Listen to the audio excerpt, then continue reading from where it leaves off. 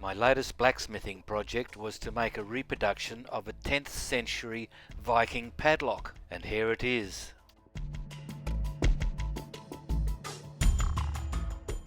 So let's see how it works.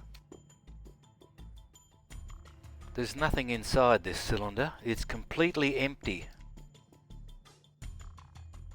The shackle goes into this square hole, and the key goes into this slot. The shackle is fitted with 2 spring steel barbs,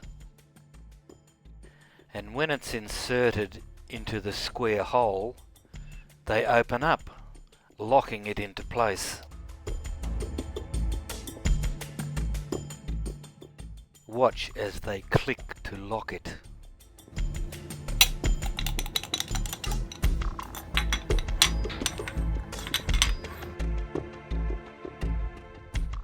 And now to see how well it opens up.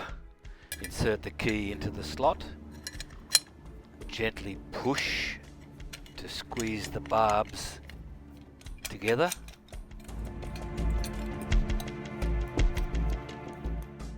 Hey, it works! I'm very happy.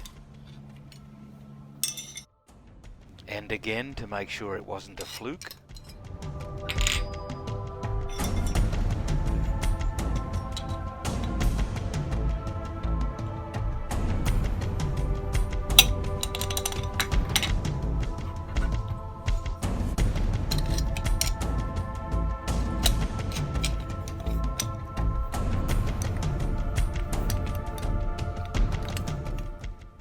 Wonderful.